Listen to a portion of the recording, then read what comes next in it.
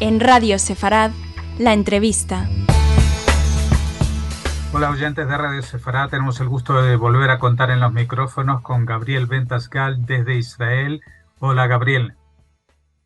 ¿Qué tal? ¿Cómo estás? Un gusto nuevamente. Bueno, estamos en horas realmente dramáticas para Israel, con una guerra en marcha, porque ya no es un operativo como se llamaban a estas campañas militares limitadas de los últimos años, y justo se produce 50 años después de la guerra de Yom Kippur. La fecha no es casualidad que jamás haya elegido este día, pero lo que más nos llama la atención es que en Israel no se estuviera lo suficientemente preparado para esto, ¿no? Sí, de hecho la sensación que tiene el ciudadano israelí ahora es de shock. Shock porque uno confiaba que los servicios de inteligencia israelí, las fuerzas de seguridad en general, eran lo suficientemente fuertes como para amedrentar al Hamas y no a una aventura como la que vivimos, en donde el Hamas ataca de manera masiva, quizás 1.000 infiltrados dentro de Israel, asesinando a civiles y a militares que estaban en la frontera, una frontera mal protegida, en donde aún no se sabe ni siquiera cómo fue que violaron las medidas de seguridad israelí. Entonces todo esto da una sensación de impotencia al ciudadano israelí y una sensación también de rabia contra el Hamas y todavía no contra el gobierno, porque hay una preocupación anterior, que es una preocupación porque hay muchos secuestrados que están del lado del Hamas en la Franja de Gaza, lo que no significa que apenas Israel ponga un poco de orden en la Franja de Gaza, la población va a salir a protestar y va a protestar por una razón sinceramente justa. Bueno, pero antes de todo eso, pues este no es un operativo militar como los que hemos visto en las últimas ocasiones desde fuera, bombardeando desde el aire con artillería, etcétera, sino que esto va a requerir entrar físicamente en la franja, ¿no? Porque la liberación, por ejemplo, de los secuestrados, evidentemente por la negociación, esto sería ya un desastre total.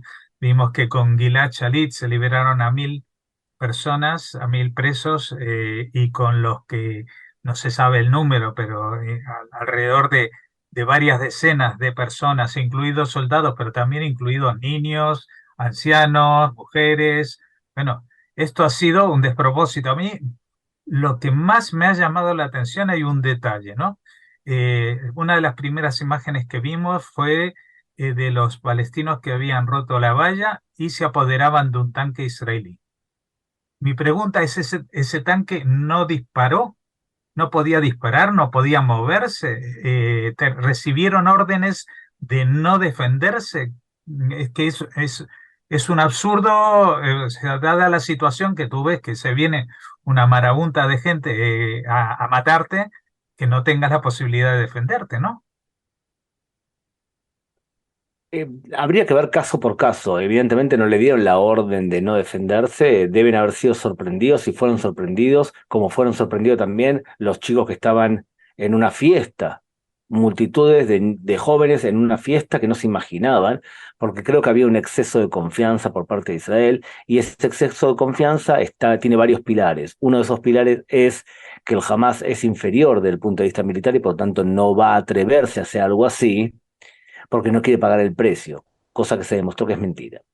El segundo pilar problemático es la lógica que dice que si le damos trabajo a la gente de la Franja de Gaza y hay 20.000 obreros que entran a Israel, y entonces no hay ninguna razón para la cual deberían entrar a atacarnos si están bien económicamente. Eso, por ejemplo, lo vemos muy seguido en los medios de comunicación de España, que consideran que bueno, el terrorismo palestino, por ejemplo, es consecuencia de la opresión y de la humillación y de la pobreza palestina, olvidándose que en el terrorismo islámico en general, los líderes de los movimientos islamistas suelen ser personas ricas. Entonces, no siempre hay una relación en la pobreza económica, sino el nexo fundamental es la dura ideologización de las personas. Esa es la razón fundamental. Entonces, evidentemente, ciertas premisas han fracasado dentro de la lógica israelí. Eh, Todavía es temprano para poder hacer una evaluación qué fue lo que ocurrió, tanto en el tanque como en todo lo general. Evidentemente, en general, en Israel sí tenemos ciertos problemas cada tanto tiempo de un exceso de concepciones. Un judío no va a matar a un primer ministro, y esa es la concepción. Hasta que vino Yigal Amir y demostró que podía suceder. No nos van a atacar si no tienen superioridad aérea, pensábamos en el 73. Y en la guerra de Yom Kippur se demostró que la concepción era errada. Bueno, ahora también se ha demostrado que ciertas concepciones en relación al Hamas han demostrado estar erradas. Claro, pero me imagino que eso en la filosofía militar de algunos países funciona, pero en Israel eso es inaceptable, ¿no? Tan inaceptable como que ahora ya contabilizamos 700 muertos, 2.000 heridos y una centena de desaparecidos. En esta oportunidad, lo inaceptable se tradujo en una cantidad de muertes que es inaceptable para un país democrático que protege la vida y que loa la vida por sobre todos los otros valores, es inaceptable. Y por tanto, yo creo que aunque no es el momento ahora de que el gobierno, los medios de comunicación se centren en qué es lo que sucedió, sí creo que alguien y varios van a tener que rendir cuentas por este fracaso. Ujú. Bueno, a nivel político hemos visto que se está hablando de un gobierno de unidad nacional, aunque sea transitorio, para hacer frente a esta situación. Pero también se da la paradoja que este gobierno que está al frente, exceptando el partido Likud del propio primer ministro, está formado por gente que en general no ha servido en las Fuerzas Armadas. Sí, sí, y no me dice mucho eso, porque fíjate que los oficiales de las Fuerzas Armadas han hecho este descalabro que vemos ahora. Hemos tenido un primer ministro hace poco que lo único que hizo fue no terminar el secundario y editaba una revista del ejército y ha sido primer ministro. O sea que a mí no me dice absolutamente nada eso. Una persona tiene que tener conciencia en otros aspectos. No siempre la calidad de tu carrera militar determina muchísimo. A veces las concepciones son las erradas. Creo que uno de los peores primeros ministros que hemos tenido en Israel fue Ehud Barak. Y sin embargo, Ehud Barak es la persona más premiada y más condecorada del ejército israelí. No le veo relación en un tema y el otro. Sí puede ser que el acceso y que Dios quiera ocurra, que Benny Gantz, que acaba de declarar su deseo de incondicionalmente entrar al gobierno de Israel, puede ser un punto fuerte porque una de las razones que llevaron a este ataque fue la sensación que tenía el Hamas y otros que Israel estaba muy fraccionada, muy desunida y por lo tanto era un buen momento para atacarla. Este tipo de unidad puede transmitir todo lo contrario en momentos que Israel necesita demostrar eso contrario y demostrarse a sí misma también que está unida. Ujú. O sea, que tú crees que también digamos, los problemas internos de Israel, especialmente estos temas que en los últimos meses han ocupado las titulares de la reforma judicial, las protestas, etcétera, esto puede haber influido en la decisión de Hamás de atacar. No tengo la menor duda. Por supuesto que sí. Considero que había una razón ideológica, pero había un momento en donde se sintieron fuertes y sintieron que el enemigo estaba débil y que se estaba debilitando por dentro por fraccionamientos internos. Fue un buen momento. Y en ese campo también, sí noto también un nivel de irresponsabilidad de la prensa en Israel a la hora de tratar todas con estas protestas. El momento que oficiales del ejército o soldados se manifiestan que son objetores de conciencia porque creen que esto nos lleva a una dictadura, y tú le das escenario y micrófono, y los legitimas como que algo está bien, o sea, que ser objetor está bien, estás actuando de forma irresponsable. Cuando periodistas dicen que una reforma como la que se estaba haciendo llevaba a Israel a la dictadura y lo comparaban con las peores dictaduras del mundo, o eras un burro y no sabes nada de ley, o eras un irresponsable. Entonces creo que la prensa de ambos lados, no solamente la prensa, lo que pasa es que la prensa en Israel mayoritariamente tiene una postura ideológica determinada, pero la prensa de derecha, pro-Bibi, lo que sería el canal 14, actuaba igual. Un fanatismo en donde se extremizaba la postura desde la prensa, de las redes sociales y demás. Eso también debería ser un examen de conciencia. Lo que pasa es que yo no espero que muchos medios de comunicación en Israel hagan el mea culpa de cómo dialécticamente trataron este tema y cómo ayudaron a extremizar a la sociedad y a fraccionarnos a tal punto que los de afuera captan eso como debilidad. No es la razón por la cual jamás actuó. Jamás actuó porque ideológicamente está convencido que el Estado judío no tiene derecho a existir. Punto. Pero jamás actúa cuando siente que tiene un marco en donde puede hacer un daño. Lo piensa porque siente que el enemigo, o sea, los sionistas, están debilitados por sus disputas internas. Y hay otros factores más. El papel de Irán en intentar alejar a Israel de Arabia Saudita. La sensación de que es una oportunidad para poder hacerlo. La necesidad también que tiene Hamás de imponerse frente a la autoridad palestina y notarse como que alguien que es mucho más valioso y valiente frente a la gran potencia que es Israel. O sea, hay varios factores. Pero sí creo, a tu pregunta, que uno de los factores fue la sensación de división interna dentro de Israel. Citabas a diferentes fuerzas políticas o ideológicas dentro del mundo palestino y las influencias externas como la de Irán.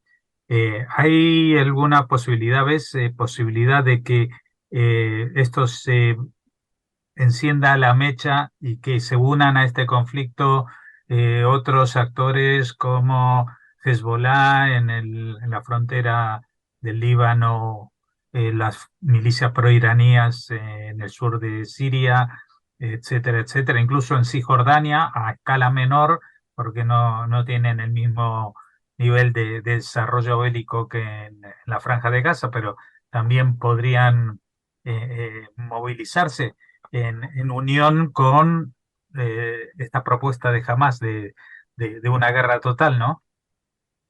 De hecho, durante la jornada de hoy hemos visto como Hezbollah ha disparado morteros desde el norte de Israel, o sea, desde el sur del Líbano, y se ha adjudicado eso. La pregunta en este caso es si Hezbollah lo hace para hacer una especie de check, o sea, para demostrar que ha hecho lo mínimo para poder participar y que no se lo acuse de traidor a la causa palestina, o si es el comienzo de una intervención masiva. Jamás intenta que tanto los palestinos de Cisjordania como los árabes israelíes como Hezbollah se metan en este conflicto. Si se meten, puede ser un problema para Israel tratar con tantos frentes a la vez, en especial cuando en esta oportunidad Israel necesita intervenir de forma terrestre, como bien has dicho al principio. No hay duda que vamos a ver la entrada de soldados de la Franja de Gaza. Entonces, abrir varios frentes no puede ser, no creo que sea positivo para Israel. Hay que ver si tiene la capacidad para poder enfrentar a tantos enemigos a la vez, si es que Bueno, entran. pero sí que las últimas noticias apuntan a que el ejército de Israel ha mandado refuerzos al norte por si esa frontera se enciende de alguna manera, ¿no? Sí, sí, tal cual, tal cual. La amenaza o los mensajes que envía Israel hacia el Hezbollah son bastante claros. Eh, y el mensaje más claro es, el vecino se puede volver loco, que en hebreo es Ashahen Ishtagea. O sea, el vecino se volvió loco y es cuando el vecino ya no le importa lo que opina la opinión pública mundial y lo que hace es intentar golpear y dañar y humillar al enemigo utilizando todas sus capacidades o buena parte de sus capacidades militares. Y en este caso, cuando te referís al vecino, ¿te referís a Hezbollah o a Israel? No, a Israel. O sea que Israel, en el marco de lo que ha ocurrido, es Ujú. probable que intente imponer una política de que el vecino se volvió loco. Porque en el Medio Oriente esa actitud puede aumentar, por lo menos durante un tiempo, la sensación de amedrentamiento, si se puede decir así, o sea que el lado de Hamas sienta, o de Hezbollah potencialmente, sienta que el precio que va a pagar es demasiado alto. Lo que pasa es que hoy, Cuando ha comenzado esta batalla, lo que vemos es que quien lleva la delantera, quien ha humillado, quien ha logrado las imágenes de la victoria es el Hamás y no es Israel. Sí, y bueno, y entonces tenemos un paralelismo, aunque fuera eh, muy diferente, pero lo que pasó hace 50 años, cuando esta guerra de Yom Kippur también dejó en un papel eh, diferente al que se sentía hasta entonces a Israel, que venía de la guerra de los 6 días, como que eran los reyes del mambo en términos populares, y de pronto pues eran vulnerables, ¿no? Y la demostración es que los egipcios, en cuanto cruzaron el canal de Suez, ahí se quedaron, porque eso lo único que querían era demostrar esa vulnerabilidad y no pretendían, evidentemente, entrar en Israel y meterse en un avispero tremendo. Pero Jorge, sí, mira hasta qué punto estoy de acuerdo contigo, que creo que el Estado de Israel tiene tendencias ciclotímicas la población. O sea, en el 67 éramos los reyes del mambo, los grandes triunfadores, el mejor ejército del mundo, habíamos derrotado a varios en la Guerra de los 6 días. Y luego, en el 73, nos transformamos en un ejército que no entendía cómo lo habían atacado de manera sorpresiva. Y después, en el 76, nuestros soldados fueron a Entebbe a rescatar a secuestrados rehenes israelíes y judíos, y luego en el 82 volvíamos a hacer un desastre cuando fracasamos de alguna manera en la guerra del Líbano 2. Fíjate cómo somos un pueblo bastante ciclotímico. Veníamos de una época de oro donde éramos una potencia en muchos niveles y firmábamos la paz con nuestros vecinos, y ahora el golpe ha sido especialmente duro. La pregunta es si sabemos aprender de este golpe. Y por eso yo todo el tiempo, si me escuchas, creo que nunca tuvimos una entrevista en donde te hablé tan mal del funcionamiento del Estado y tan duro con respecto, por ejemplo, a la prensa israelí y con respecto a nosotros que nos dejamos influir por esa prensa. Eh, Como ejemplos, ¿no? sí, Y sí, sí. creo que es el momento de hacer un mea culpa en todo sentido. Cómo llegamos a una situación en donde perdemos a 700 de nuestros conciudadanos y nuestros amigos, nuestros hermanos, nuestros familiares, por un error quizás de concepción o de soberbia o como lo quieras llamar. Bueno, no sé si hay algo que pudiéramos agregar, porque ya serían datos que sirven para ahora y que dentro de una hora estarán obsoletos. Evidentemente no es eso lo importante. Sí que hay un cierto alivio en que la recuperación en las últimas 24 horas respecto a las primeras 10 horas, 12 horas, pues sí que nos permite de alguna manera tener esperanzas de que está por lo menos encaminado, ¿no? Ahora, el operativo terrestre dentro de Gaza es algo a lo que le han temido los israelíes durante decenios. Entrar en Gaza en esta situación, buscar, porque aparte, si tienen estos secuestrados, no los tienen en una casa, en un piso, sino que los tienen en alguno de estos sótanos llenos de trampas, en los cuales pues cada metro va a ser un, todo un milagro poder ser rescatado, ¿no? Así que seguramente se avecinan tiempos muy difíciles y espero que todo Israel tenga la fortaleza para afrontarlo, porque venimos de una época, como tú decías, en la que se había producido una grieta tremenda en la sociedad. Ya no era lo que habíamos visto antiguamente, la izquierda contra la derecha, a favor de Bibi, en contra de Bibi, sino una división mucho más tajante, como tú mencionabas, con altos oficiales del ejército dispuestos a no colaborar o a no ir a los ejercicios de reservistas en la Fuerza Aérea, por ejemplo, cosas que nunca nadie había soñado en sus peores pesadillas, ¿no? ¿Qué resumen podríamos hacer, si quieres, a estos pocos minutos que hemos dedicado a un tema que nos va a ocupar, creo que meses? Yo confío en la fortaleza del pueblo de Israel. Y no solamente por el hecho que superamos al faraón y superamos épocas terribles del pueblo judío, confío en la fortaleza del pueblo de Israel. Pero la fortaleza proviene de un examen de conciencia serio que cada tanto tenemos que hacer de qué es lo que nos ha llevado a esto. Y también creo que en este momento específico del Estado de Israel tenemos que preocuparnos más que nada por la unidad y por ser muy eficientes a la hora de tratar a nuestros enemigos y quizás un poco menos preocupados por qué opinará el mundo de nosotros. Bueno, el mundo ya sabemos por dónde van los tiros. Y a pesar de que en las primeras horas, bueno, Europa, Estados Unidos, en muchos países salieron con declaraciones muy bonitas porque era más que evidente que Israel estaba siendo atacado.